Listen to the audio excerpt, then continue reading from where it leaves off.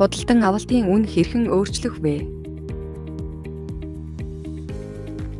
Захиалгын менежментийн худалдан авалт хэсгээс худалдан авалтын үнийг сонгоно. Энэ цонх нь бараа гаднаас худалдан авахдаа үн оруулахад ашиглана. Нийлүүлэгчийг сонгоно.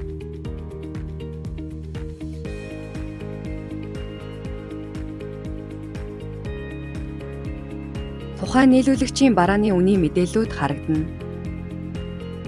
Хэрвээ барааны үн өссөн бол төрөл хэсгээс үнийн өсөлтийг харин буурсан бол үнийн бууралтыг сонгоно. Санал болгосон үн хэсэгт шинэ үнийг оруулна.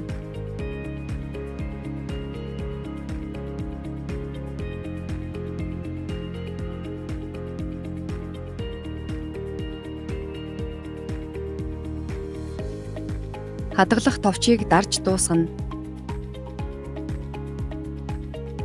Шинээр барааны худалдан авалтын үн оруулах бол нэмэх тэмдгийг дарна. Барааг сонгоно.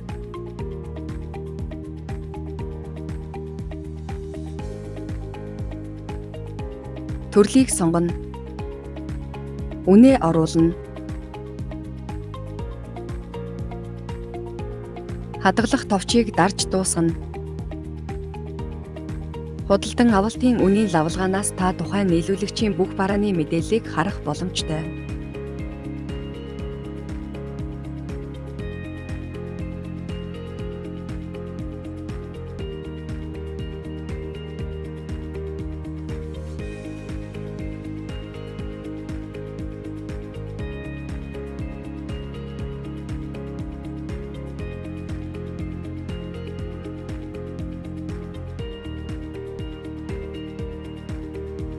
Худалдан авалтын үнийн өөрчлөлтийн лавлгаанаас та барааны өсөлт, бууралтын мэдээллийг харах боломжтой юм.